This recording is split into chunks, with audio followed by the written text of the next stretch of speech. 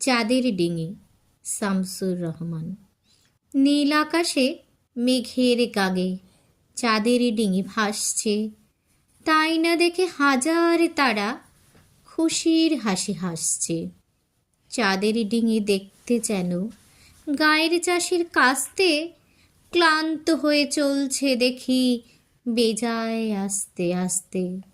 হঠাৎ আমার চোখের আলোয় ফুটল সে কি দৃশ্য, এক নিমিষে বদলে গেল নিজের চেনা বিশ্ব।